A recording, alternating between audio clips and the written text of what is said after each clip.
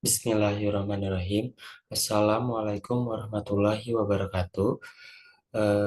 Terima kasih kepada Bapak Dr. Apriwandi SE MSc AKSIE selaku dosen pengampu mata kuliah Audit Internal.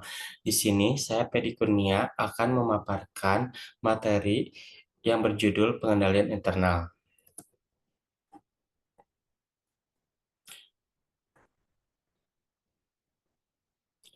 Dalam teori akuntansi dan organisasi, pengendalian internal didefinisikan sebagai suatu proses yang dipengaruhi oleh sumber daya manusia dan sistem teknologi informasi yang dirancang untuk membantu organisasi mencapai suatu tujuan atau objektif tertentu. Pengendalian internal merupakan suatu cara untuk mengarahkan, mengawasi, dan mengukur sumber daya suatu organisasi. Ia berperan penting untuk mencegah dan mendeteksi penggelapan atau fraud, dan melindungi sumber daya organisasi baik yang berwujud maupun yang tidak berwujud. Tujuan pengendalian internal dan komponen pengendalian internal. Tujuan pengendalian internal merupakan tanggapan manajemen terhadap risiko yang diketahui. Dengan lain perkataan, pengendalian internal mencapai tujuan pengendalian tertentu. Tujuan pengendalian internal secara garis besarnya dapat dibagi dalam 4 kelompok. Yang pertama, tujuan strategis dengan sasaran-sasaran utama mendukung misi entitas.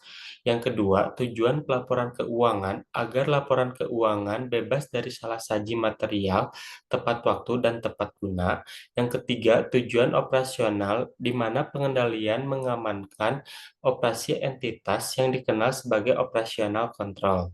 Yang keempat, tujuan kepatuhan terhadap peraturan hukum dan ketentuan perundang-undangan.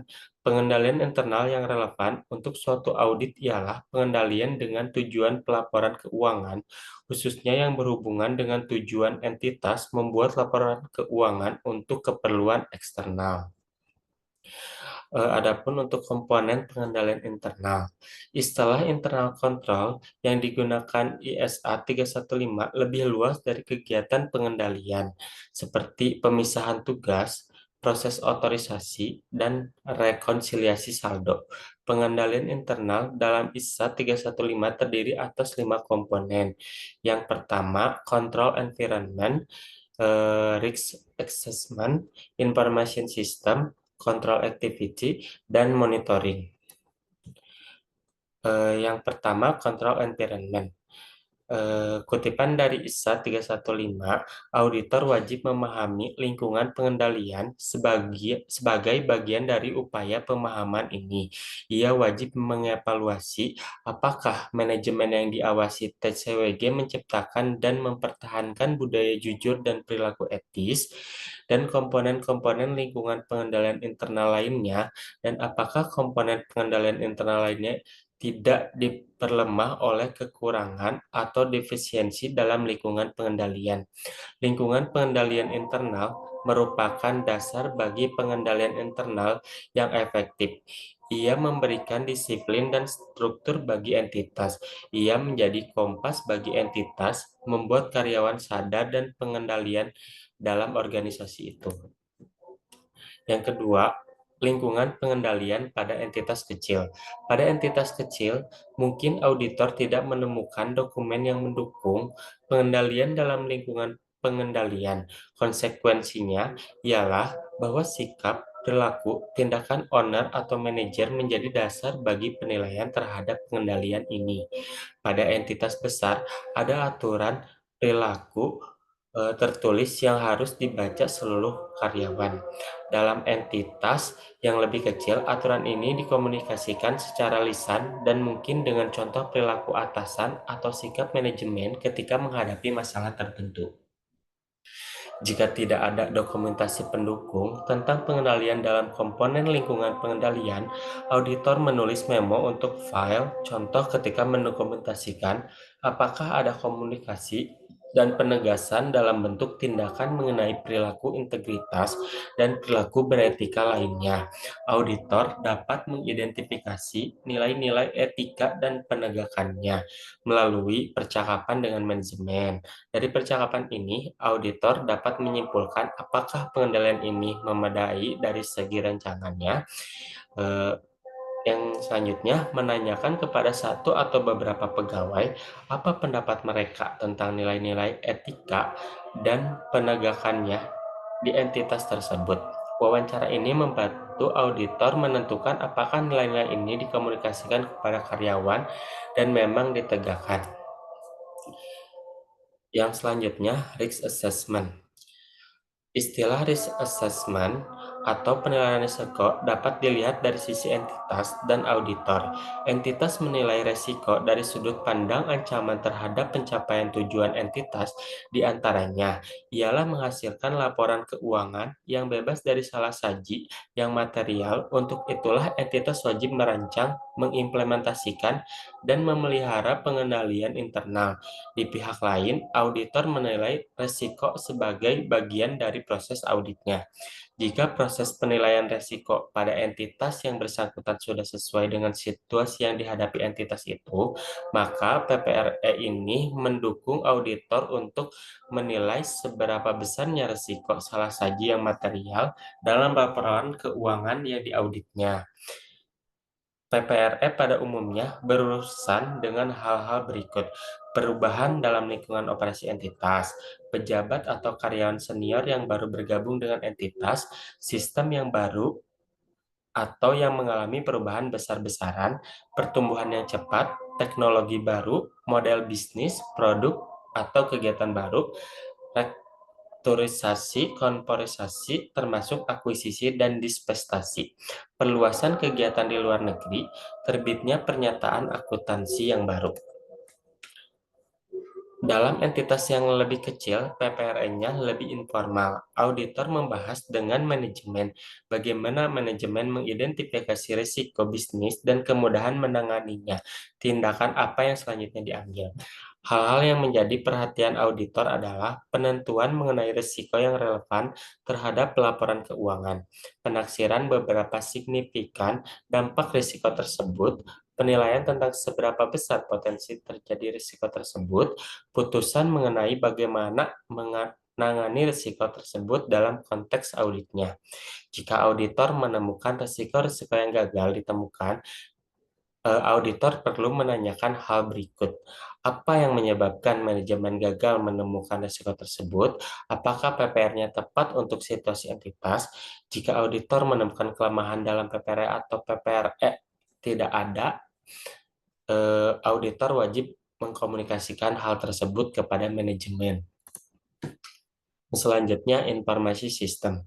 Manajemen dan TCWG memerlukan informasi yang andal untuk mengelola entitas seperti perencanaan, penganggaran, pemantauan kinerja, pengalokasian sumber daya, penetapan harga, dan pembuatan laporan keuangan, mencapai tujuan entitas, dan mengidentifikasi, menilai, dan menanggapi faktor risiko. Suatu sistem informasi meliputi infrastruktur, perangkat lunak, manusia, prosedur, dan data. Banyak sistem informasi memanfaatkan IT. Sistem informasi mengidentifikasi, merekam, dan menyebarkan informasi untuk mendukung tercapainya tujuan pelaporan keuangan dan tujuan pengendalian internal. Eh, yang selanjutnya komunikasi. Komunikasi adalah unsur kunci dalam suksesnya sistem informasi.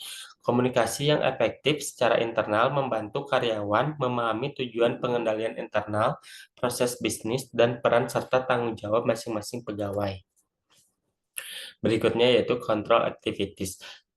Kegiatan-kegiatan pengendalian adalah kebijakan dan prosedur yang memastikan bahwa petunjuk dan arahan manajemen dilaksanakan. Pengendalian ini merupakan tanggapan atas risiko yang jika tidak ditanggulangi akan mengancam tercapainya tujuan entitas. Kegiatan pengendalian dirancang untuk menanggulangi risiko yang bisa terjadi dalam kegiatan sehari-hari, seperti pengolahan transaksi dan pengamanan aset. Yang selanjutnya, monitoring. Komponen pemantauan menilai efektifnya kinerja pengendalian internal dengan berjalannya waktu. Tujuannya ialah untuk memastikan bahwa pengendalian berjalan sebagaimana harusnya, dan jika tidak, maka tindakan perbaikan diambil. Pemantauan memberikan umpan balik kepada manajemen mengenai apakah sistem pengendalian internal yang dirancang untuk mengatasi risiko. Yang pertama, efektif dalam mencapai tujuan pengendalian yang ditetapkan. Yang kedua, dilaksanakan dan dipahami dengan baik oleh karyawan.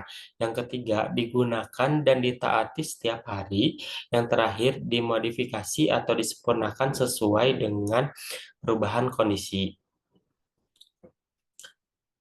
Pemantauan berkala berupa evaluasi terpisah dari kegiatan yang sedang berjalan. Misalnya, yang dijalankan oleh audit internal dalam entitas besar tidak lazim dilakukan oleh entitas. Kegiatan pemantauan oleh manajemen juga dapat meliputi penggunaan informasi dari pihak eksternal yang mengindikasi masalah atau menyoroti area yang memerlukan penyempurnaan. Contohnya, keluhan dari pelanggan, komentar dari lembaga pengatur seperti lembaga keuangan dan regulator, komunikasi mengenai pengendalian internal dari auditor dan konsultan eksternal. Sumber informasi untuk pemantauan. Banyak informasi yang digunakan untuk pemantauan dihasilkan oleh sistem informasi entitas itu sendiri. Manajemen mungkin cenderung menanggap informasi tersebut akurat. Jika informasi tersebut tidak akurat, ada resiko bahwa manajemen membuat kesimpulan yang salah dan keputusan yang buruk. Oleh karena itu, ketika auditor mengevaluasi pemantauan atas pengendalian, ia perlu memahami sumber informasi yang berkaitan dengan kegiatan pemantauan, apa yang mendasari kesimpulan manajemen bahwa informasi tersebut cukup andal untuk tujuan pemantauan. Kesimpulannya, pengendalian internal merupakan salah satu sarana yang digunakan untuk mengevaluasi efektivitas pengelolaan dari suatu perusahaan melalui pengendalian internal ini. Pihak manajemen dalam perusahaan dapat mengetahui sampai sejauh mana pelaksanaan efektivitas perusahaan telah tercapai. Masalah-masalah yang ada dalam perusahaan juga cara-cara mengatasi masalah tersebut. Pengendalian internal terdiri dari 5 unsur atau komponen, yaitu lingkungan pengendalian, penilaian risiko, sistem informasi, kegiatan pengendalian, dan pemantauan atau pengawasan. Demikian pemaparan dari saya. Mohon maaf jika ada kekurangan atau kesalahan. Terima kasih. Wassalamualaikum warahmatullahi wabarakatuh.